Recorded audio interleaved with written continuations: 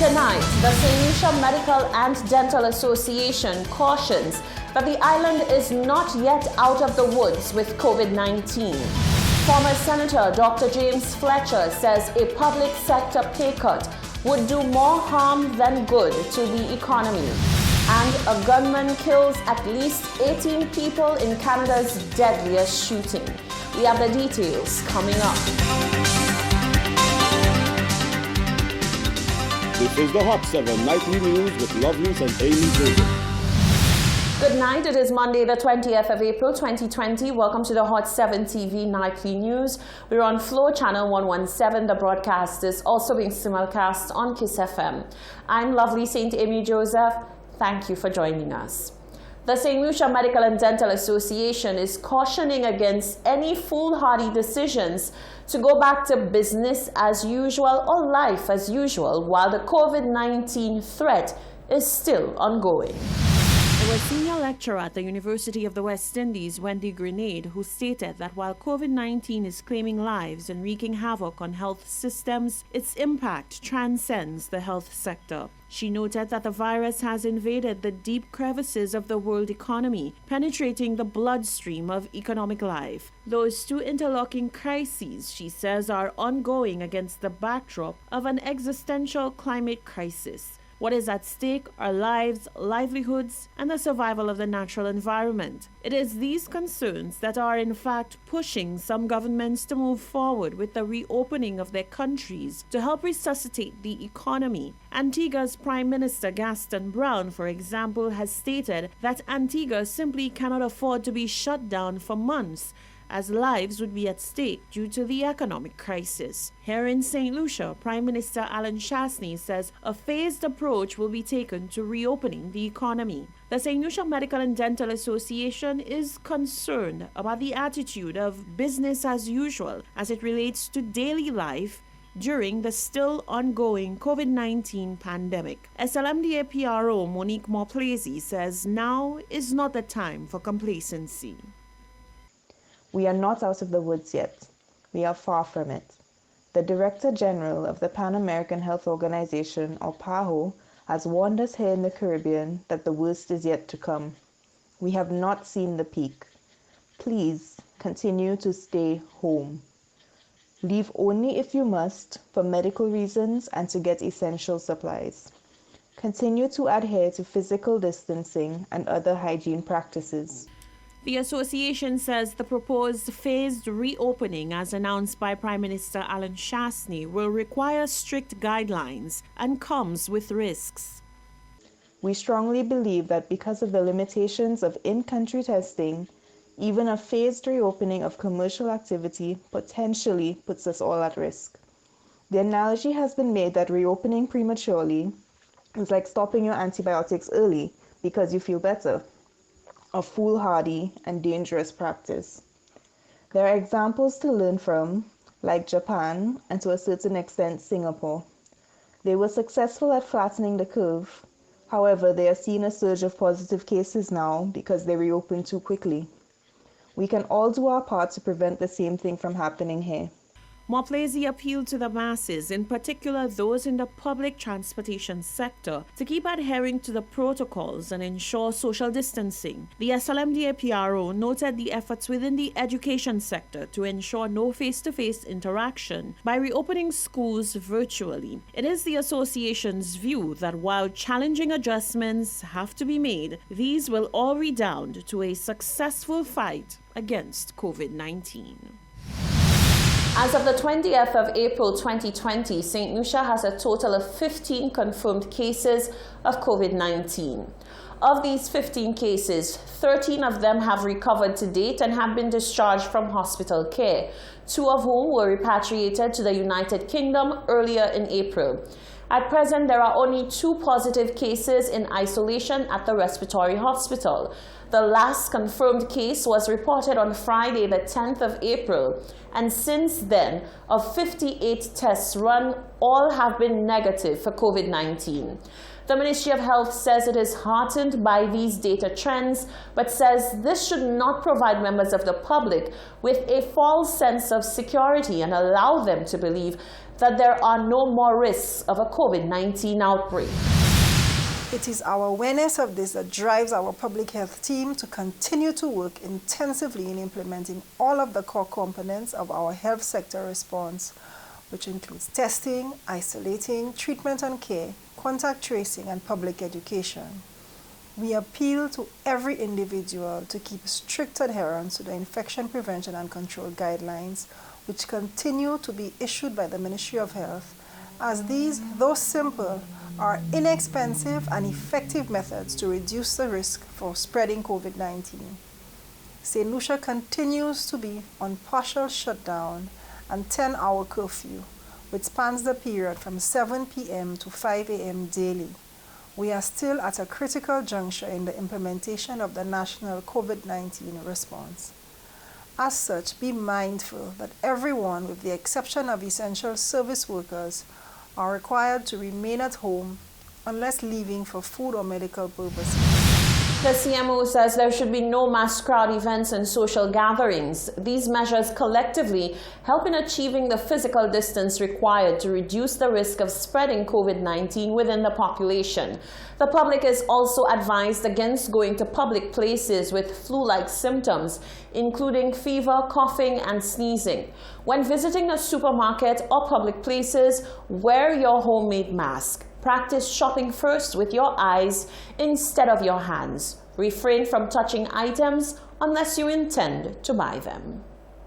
Today marks the dawn of a new day for the island's education sector. Thousands of students across the island commenced virtual education. Many teachers indicated that they had scrambled to reach every student and ensure that no one was left behind when it came to that virtual learning process.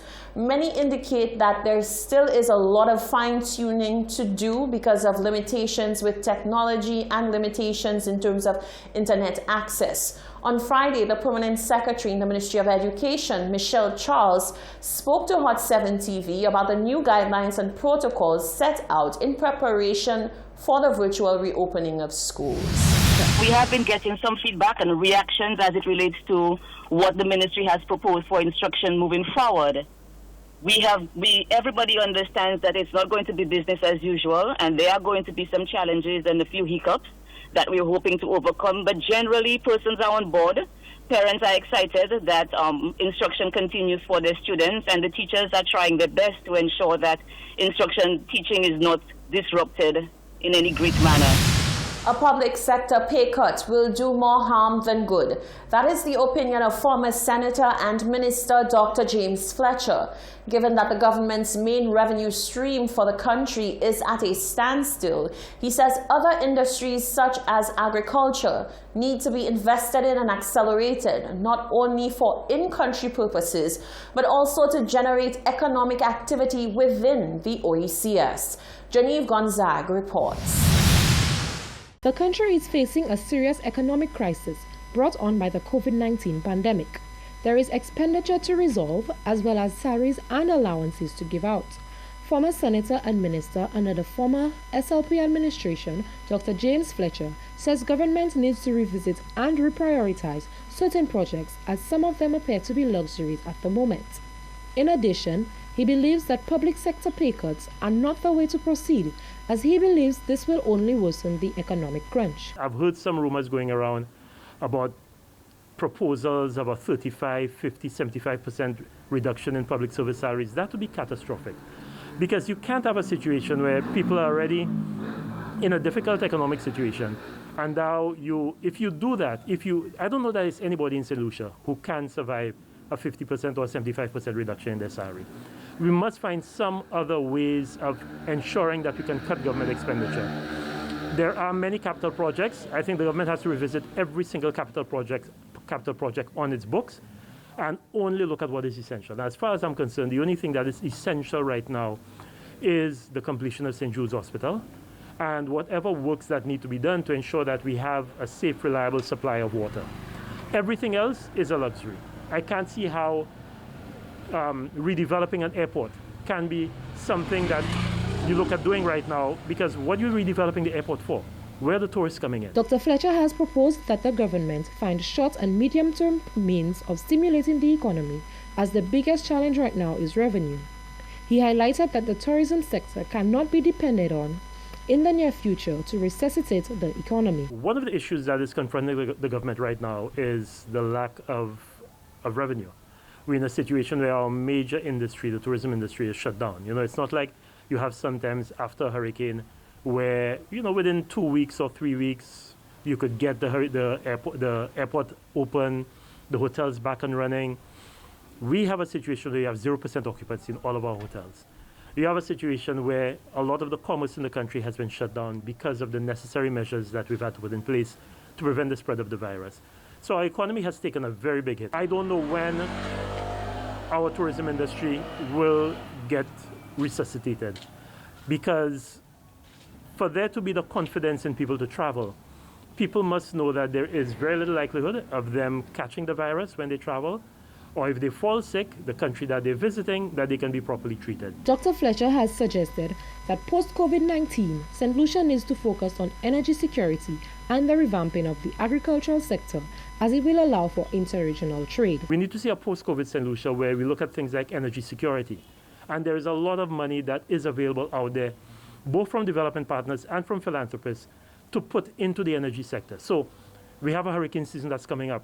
Our electricity infrastructure is very vulnerable to hurricanes. Can we get the development partners, the World Bank and others, and also some of the philanthropists, to give us money so that we can start putting all of our electric infrastructure, our distribution lines underground, all across the island? That is a massive undertaking, but that will put people back to work. We have to make St. Lucia a much more food secure country. How do we get our farmers to work? For the foreseeable future, we have to look inward. And when I speak about inward, I'm not just speaking about St. Lucia, I'm talking about the OECS and the Caribbean. How do we get a trade going among our islands so that the food that we produce in St. Lucia can be sold to our brothers in the Bahamas or in the BVI who need food, but who don't have an agricultural sector to be able to supply that food. Dr. Fletcher says an approach like this will not only stimulate economic activity, but also provide employment. He suggests that the government should engage a broad-based set of people, inclusive of unions and the private sector, to foster the creative thinking that will aid in getting the answers to the crisis we are now facing. Reporting for Hot 7 News, I am Genevieve Gonzague. Through the Safe Space community program, members of Rise St. Lucia have taken to the streets of Castries to deliver meals to at-risk communities. Jacques Wooding tells us more in this report. Safe Spaces has collaborated with the St. Lucia Hotel and Tourism Association to strengthen the capacity of the National Meals Program. A team of volunteers has been mobilized to target vulnerable persons within inner-city communities. According to Safe Spaces coordinator Dr. James Fletcher, the success of this initiative weighs heavily on the fairness of distribution. A few weeks ago, we got in touch with the St. Lucia Hotel and Tourism Association, and we asked them for some support to help us provide assistance in the inner city communities. When the lockdown started, there were a lot of people who were struggling. So the St. Lucia Hotel and Tourism Association got back to us, said that they can provide us with some meals. So this is actually our third weekend distributing meals in the inner city communities using our Safe Spaces network. We're using the community leaders in Safe Spaces, so that way it reaches the people on the ground, and it's done in a very fair manner because they know who are the people who need the support, and it's been working quite well. Safe Space community leaders emphasize the need for such initiatives, especially in severely underprivileged communities, which have developed in the city vicinity. I'm helping Safe Spaces donate the food for the poor and stuff like that. And it's Betty that come together and help him to do all what we're doing there today. Yeah, I'm from the community of Bannerville, Conway, and it's a pleasure. I'm a safe spacer, and it's a pleasure to be helping, to be involved with the vulnerable, because there are a lot of us who don't have food. So it's a pleasure to be going around and satisfying hunger. Over the past 3 weeks, the team led by Dr. Fletcher has delivered in surplus of 450 meals with the assistance of SLHTA and business owners around the island. The program will continue as long as resources allow. For Hot 7 News, I am Jacques Wooding. This is the Hot 7 TV Nightly News. Still to come, at least 18 people killed in Canada's deadliest shooting. Trinidad's opposition calls on the government to end the suffering and reopen the country. And the WHO says the worst is yet to come with COVID-19. That and more coming up after the break.